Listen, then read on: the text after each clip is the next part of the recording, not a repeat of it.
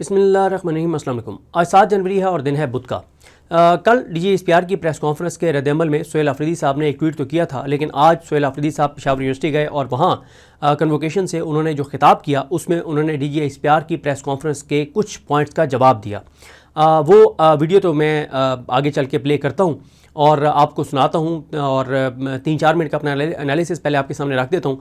पहली बात तो ये है कि सुहेल आफरीदी साहब जब से वज़ीर-ए-आला KP बने हैं आज तक आपने कोई एक तकरीब भी ऐसी नहीं देखी होगी जिसमें वो गए हों और उस तकरीब के इनेकाद का या मैनेज करने का ठेका किसी कंपनी को दिया गया हो। जैसे मरीम नवाज़ जाती हैं, किसी कंपनी को ठेका दिया जाता है, करोड़ों अरबों रुपए अब तक लग चुके हैं। और एक इल्ज़ाम तो ये भी है कि 15 अरब से ज़्यादा सिर्फ मरीम नवाज़ के जो उन्होंने तकरीबात की हैं मुख्तलिफ़ जगहों पे जाके उन पे ख़र्च किए गए हैं। उसकी वजह यह है कि बताया ये जाता है कि वो जहाँ भी जाती हैं तो एक कंपनी को वहाँ पे ठेका दिया जाता है, वहाँ पे पूरा एक ड्रामा क्रिएट किया जाता है। कौन सी बच्ची आंखों में आंसू लाएगी, कौन सी बच्ची आके शेर पढ़ेगी, कौन सी बच्ची बताएगी मेरी वालदा आपके लिए क्या कहते हैं, और सराकी में कौन सी बच्ची कोई नज़म पढ़ेगी। और ये सारी चीज़ें जो है ये सारी चीज़ें मैनेज की जाती हैं। ज़ाहिर है जब आप आवाम के वोटों से ना आए हों, जब आवाम में आपकी जड़ें ना हों तो फिर यही हुआ करता है, फिर पैसे दे के ये सारे ड्रामे क्रिएट किए जाते हैं। लेकिन सुहेल आफरीदी वज़ीर-ए-आला KP बनने से लेके अब तक जहाँ जहाँ गए हैं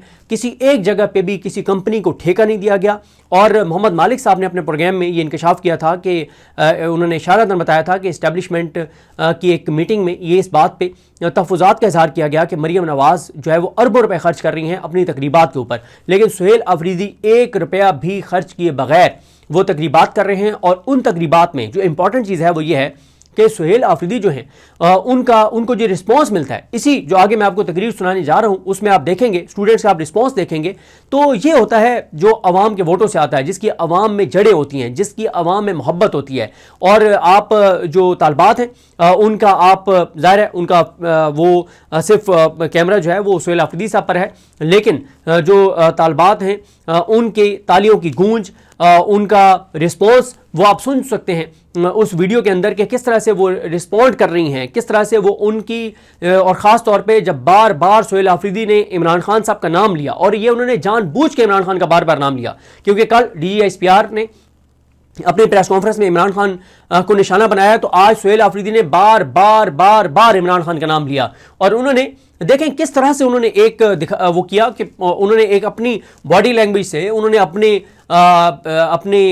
तकरीर से, अपने एक रद्द-ए-अमल से उन्होंने ये दिखाया कि उनके लिए कोई वो प्रेस कॉन्फ्रेंस मैटर नहीं करती। जवाब उन्होंने दिया, लेकिन किस तरह से दिया कि कल सोशल मीडिया पे, फिर उन्होंने नाम सोशल मीडिया लिया, उन्होंने कहा सोशल मीडिया पे एक आवाज़ मेरे कानों तक पहुंची जिसकी मुझे तकलीफ हुई, और एक बंदा कह रहा था, उन्होंने नाम भी नहीं लिया DGSPR का। और फिर आप देखें कि आज TV चैनल्स पे तो ब्लैकआउट है सुहेल आफरीदी के इस खिताब का, लेकिन सोशल मीडिया पे इस वक्त तक करोड़ों लोग इस तकरीर को सुन चुके हैं, चाहे वो ट्विटर हो, चाहे वो टिकटॉक हो, चाहे वो इंस्टा हो, चाहे वो यूट्यूब हो, चाहे वो व्हाट्सएप ग्रुप हो, हर जगह सुहेल आफरीदी के ये क्लिप्स चल रहे हैं। वजह क्या है? वजह यह है कि आपको पता है कि जब सुहेल आफरीदी को नामजद किया गया और DGSPR ने जाकर पेशावर में प्रेस कॉन्फ्रेंस की थी कि नहीं बनने दिया जाएगा, जब वो बन गए तो उनकी जो पहली तकरीर थी वो उसने तमाम सोशल मीडिया पर रिकॉर्ड तोड़ दिए। यानी इमरान खान के बाद, इमरान खान की किसी तकरीर या इवेंट में किए गए खिताब के बाद अगर सोशल मीडिया पे नंबर 2 रिकॉर्ड है तो वो सुहेल आफरीदी साहब की उस तकरीर का है जो उन्होंने वज़ीर-ए-आला KP बनने के बाद पहली जो तकरीर की थी। और दूसरा फिर आपने देखा कि जब DGSPR ने 4 या 5 दिसंबर को एक प्रेस कॉन्फ्रेंस की थी जिसमें इमरान खान साहब के खिलाफ थी वो पूरी प्रेस कॉन्फ्रेंस, तो उसके बाद जब 7 दिसंबर को सुहेल आफरीदी साहब ने वहाँ पे जलसे में तकरीर की थी, तो क्योंकि वो उसका उन्होंने रिस्पॉन्स देना था तो उस पर भी 5 करोड़ से ज़्यादा तो 48 से 72 घंटों में व्यूज़ आ गए थे सोशल मीडिया के ऊपर। अब तक पता नहीं कितने लोग वो सुन चुके होंगे।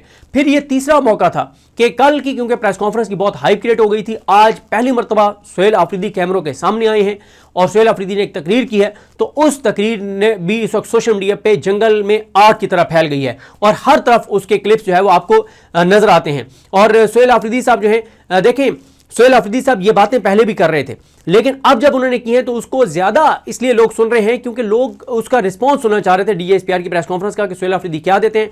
और उन्होंने बहुत खूबसूरत अंदाज में अपना बयानिया कौम के लोगों के सामने रखा और आप उसमें सुनेंगे कि जिस तरह से स्टूडेंट्स क्लैपिंग कर रही हैं, रिस्पॉन्स दे रही हैं कि यानी वो उनसे मुत्तफिक हैं, यानी इत्तफाक करती हैं। और बहुत ही ज़्यादा KP में सुहेल आफरीदी पॉपुलर हो रहे हैं। और इसी बात की तो परेशानी है, जब से सुहेल आफरीदी वज़ीर आला बने हैं, टिकटॉकर सहेलियों की टिकटॉक्स बंद हो गई हैं।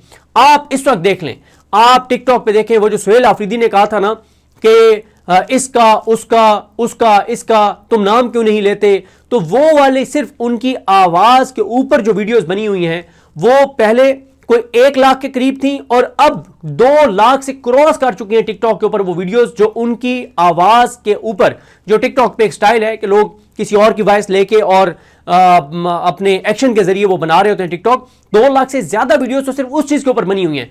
टिकटॉक के ऊपर आपको बगैर 1 रुपया खर्च किए अगर सबसे ज्यादा वायरल 2 लोग नजर आते हैं तो वो इमरान खान साहब हैं और एक सुहेल आफरीदी साहब हैं। देखें, मैं अक्सर लोगों को, दोस्तों को, मीडिया के दोस्तों को कहता हूं तो वो मेरा मजाक उड़ाते हैं, कहते हैं यार तुम क्या फजूल बात करते हो। मैं उन्हें कहता हूं कि अगर अवामी सेंटीमेंट्स देखने हैं तो यूट्यूब मत देखो, अवामी सेंटीमेंट्स देखने हैं तो टिकटॉक देखो, जो आम आदमी का प्लेटफॉर्म है, जो आम पाकिस्तानी का प्लेटफॉर्म है। और टिकटॉक के ऊपर आप जाके देख लें, टिकटॉक के ऊपर कल की प्रेस कॉन्फ्रेंस कर रहे थे अमल, आप देख लें, मतलब आप जो, और ऐसी ऐसी वीडियोस आती हैं आम पाकिस्तानियों की जो देहात में खेतों में खड़े होकर और इतनी मेच्योर बात कर रहे होते हैं कि मैं दोस्तों को कहता हूं कि अगर ये लोग मेन स्ट्रीम सोशल मीडिया पे आ जाएं, ये थोड़े से हाईलाइट हो जाएं, इनको हाईलाइट करते तो हमें कौन सुनेगा, हमें कोई नहीं सुनेगा, लोग इनको सुनेंगे। इतने जबरदस्त गुफ्तगू, इतनी लॉजिकल गुफ्तगू, क्या बात है। तो सुहेल आफरीदी की जो आज की बॉडी लैंग्वेज थी, कोई वो खौफजदा नहीं है। उनकी वो जहां जाते हैं सूबे के अंदर, लोग उनके अंदर अपनाइयत फील करते हैं। वो बाय रोड जो है वो कम से कम 14-15 अजला में, केपी के 14-15 अजला में बाय रोड वो जा चुके हैं। दूसरी तरफ जिनकी कल बहुत तारीफें की गई, सरफराज बुगटी, वो जाए ना बाय रोड, वो जाएं, वो यहां से मीडिया को साथ लेके जाएं, इस्लामाबाद से सारी डीएसएनजीज लेकर जाए ना बाय रोड, जिनकी बहुत तारीफ कल की गई है, वो जाएं बाय रोड, डीजी खान से एंटर हो बलूचिस्तान की तरफ और कोयटा तक जाएं, बाय रोड जाएं। तो सुहेल आफरीदी साहब की अब आप ये तकरीर सुनिए जिसमें उन्होंने DGSPR की प्रेस कॉन्फ्रेंस का क्या जवाब दिया है। और उनकी आवाज़ में दर्द था और एक मौका ऐसा आया जब ऐसे लगा कि उनकी आवाज़ भर आई है, और फिर उन्होंने कह भी दिया स्टूडेंट्स को कि मेरी आंखों में अगर कोई आंसू आएगा तो वो खौफ की वजह से नहीं होगा, मैं डरता किसी से नहीं हूँ, वो आंसू आपके मुस्तकबिल की उम्मीद के लिए होगा। तो ये तकरीर अगर आपने नहीं सुनी तो ये तकरीर लाजमी सुने, और इससे आपको अंदाज़ा होगा कि सुहेल आफरीदी की सिलेक्शन इमरान खान ने जो की वो 100% इमरान खान का दुरुस्त फैसला था। मजबूत आसाब के साथ उन्होंने ज़बरदस्त तरीके से, कोई तज़ीका में जुमला नहीं बोला, बिलो द बेल्ट नहीं गए, लॉजिक के साथ बात की, दलील से बात की, और आप उनकी बात सुनेंगे तो कन्विंस होंगे कि बंदा बात तो ठीक कर रहा है। और उनकी आंखों में जो एक आपको नज़र आया कि एक, जब वो दर्द अपना बयान कर रहे थे कि हमारे साथ कबाइलियों के साथ, केपी वालों के साथ क्या हुआ, दहशतगर्दी का किस तरह से हम निशाना बने, और क्या हुआ हमारे साथ, और ऑपरेशन के दौरान हमारे साथ क्या हुआ, जब वो अपनी कौम की, अपनी पख्तून माओ बहनों बेटियों का जिक्र कर रहे थे, तो उनकी आवाज़ भर आई। सुनिए उनकी ये तकरीर। मेरे हाथ में कलम है, मेरे जहन में उजाला, मुझे क्या दबा सकेगा कोई जुल्मतों का पाला। मेरे हाथ में कलम है, मेरे जहन में उजाला, मुझे क्या दबा सकेगा कोई जुल्मतों का पाला। मुझे फिक्र अमन आलम, तुझे अपनी जात का गम है, मैं तलू हो रहा हूं, तू गरूब होने वाला।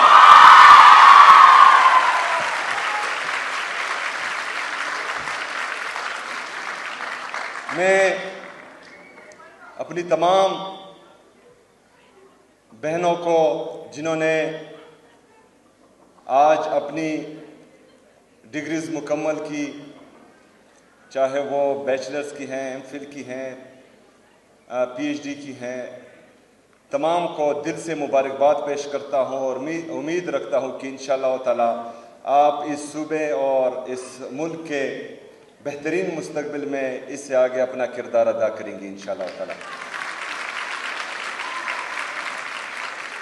मैं उन तमाम स्टूडेंट्स को खिराज तहसीन पेश करता हूं और सलाम पेश करता हूं, उनके पेरेंट्स को, उनके टीचर्स को, जिन्होंने आज अपनी मेहनत और लगन से गोल्ड मेडल हासिल किया है, उन सबको मुबारकबाद।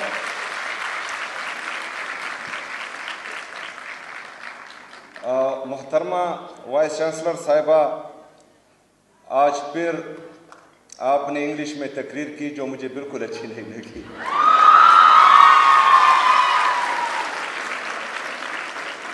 मैंने तमाम यूनिवर्सिटीज़ को ये हिदायत दी है कि हमारी कौमी ज़ुबान उर्दू है और तमाम तकरीरें उर्दू में होगी।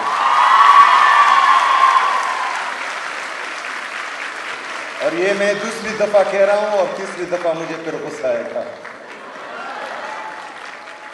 बहरहाल वाइस चांसलर साहब, आपकी मेहनत से ये यूनिवर्सिटी यहाँ तक पहुँची है। हम आपको भी खिराज तहसीन पेश करते हैं, आपके पूरे स्टाफ को भी जो मेहनत कर रही हैं।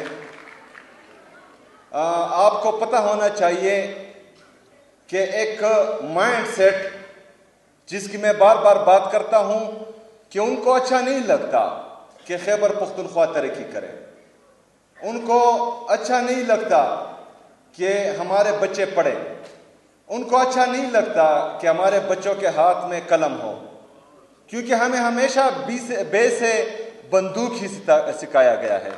लेकिन इंशाअल्लाह ताला इस दफ़ा हम काफ से कलम ही सीखेंगे, बे से बंदूक नहीं सीखेंगे।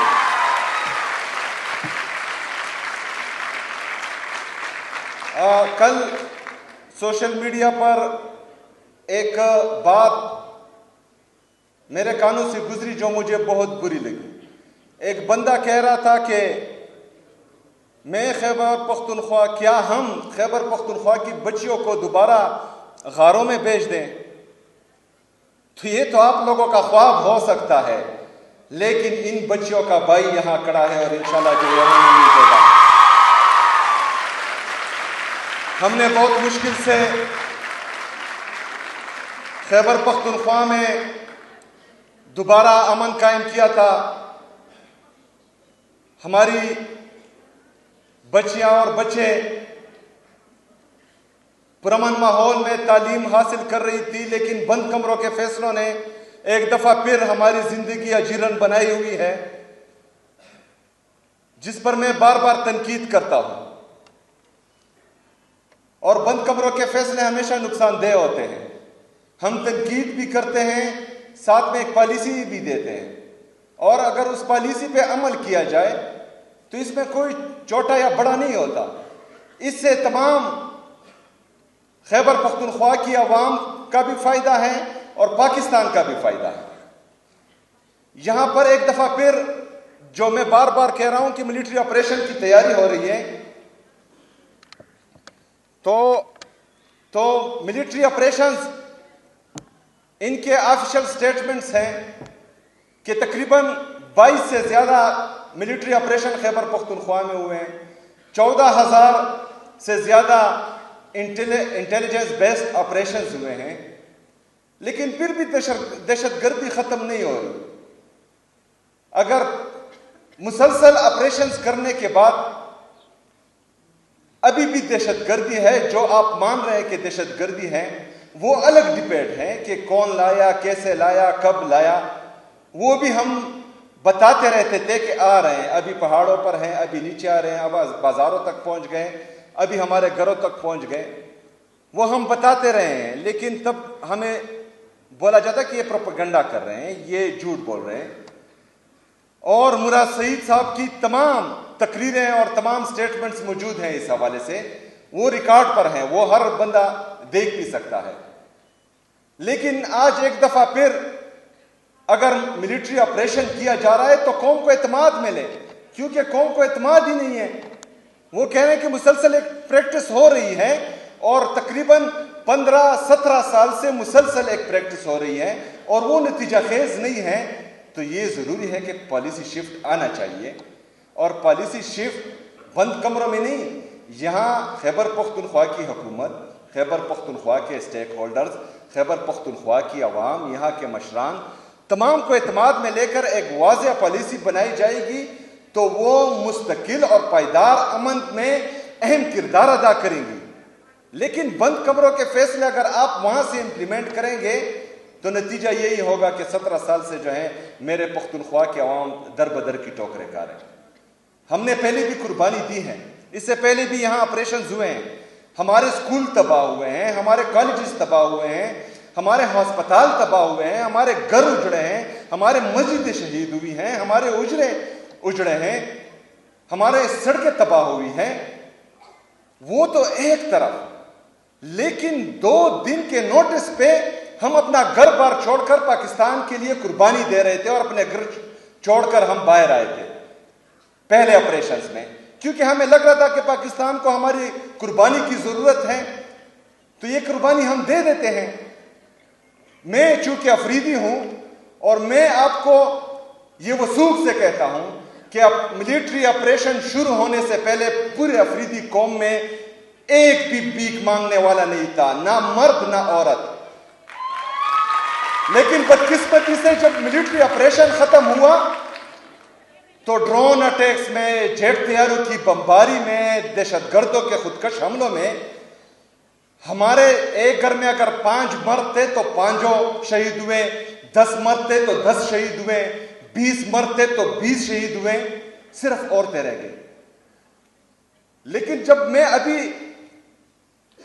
सड़कों पर अपने उन बहनों को भीख मांगते हुए देखता हूं, हमें बुरा लगता है। इसके कंसिक्वेंसेस हम देख चुके हैं। हमने बार बार कुर्बानी दी है पाकिस्तान के लिए, अगर एक दफा फिर कुर्बानी देनी पड़ेगी तो हम दरेख नहीं करेंगे इससे। लेकिन यहां पर नीयतों में फर्क है। यहां दहशतगर्दी को खत्म नहीं किया जा रहा, यहां पर पाकिस्तान तहरीक इंसाफ को और इमरान खान को खत्म करने की बातें हो रही है।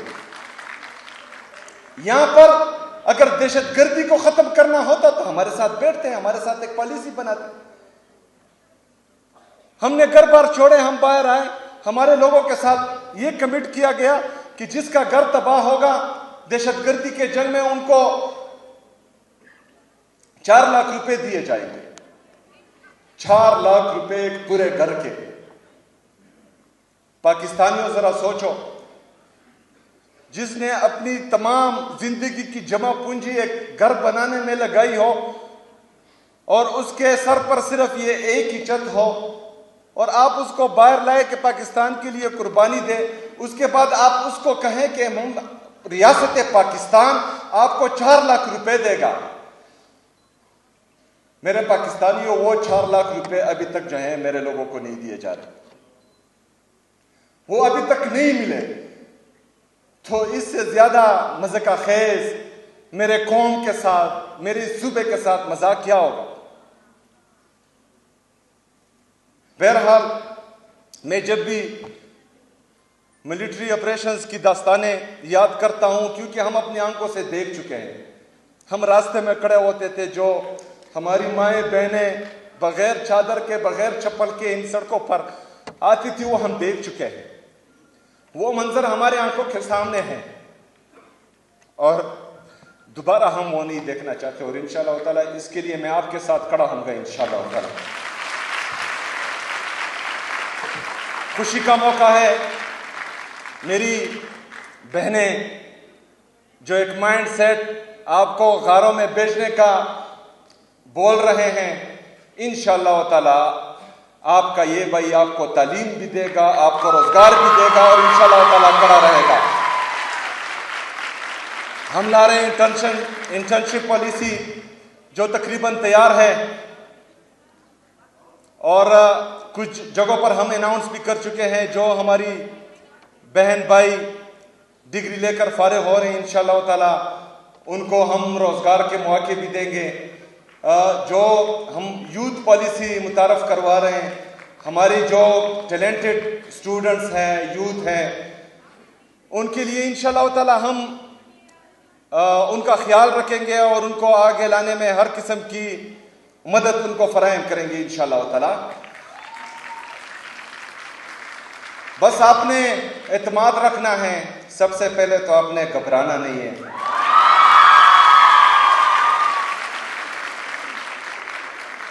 अगर मेरी आंखों में आप आंसू का कतरा देखें तो वो आंसू का कतरा आपके मुस्तकबिल के लिए, आपके दुख और दर्द के लिए होगा। ये कभी खौफ से मेरी आंखें जो हैं आप नम नहीं देखेंगे, कभी डर से मेरी आंखें आप नम नहीं देखेंगे इंशाअल्लाह। मैं जो वाइस चांसलर साहिबा रोड की बात कर रही थी, तो मैं यहां से अनाउंस करता हूं कि उस पर कल से ही काम किया जाए उस रोड पर।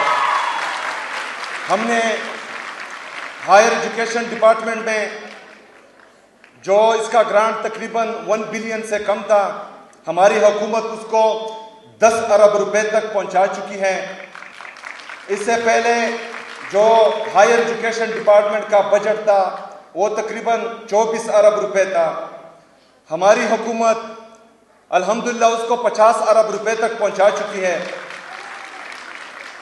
इमरान खान साहब के विजन के मुताबिक इमरान खान की ये सूबाई हुकूमत, इमरान खान जो पाकिस्तान का सबसे मकबूल तरीन लीडर है, इमरान खान जो पाकिस्तान का सबसे कबूल तरीन लीडर है, इमरान खान जो नेशनल इंटेग्रिटी की जमानत है, इमरान खान जो पॉलिटिकल और इकोनॉमिक स्टेबिलिटी की अलामत है, उसके विजन के मुताबिक हम इंसानों में इन्वेस्ट करेंगे।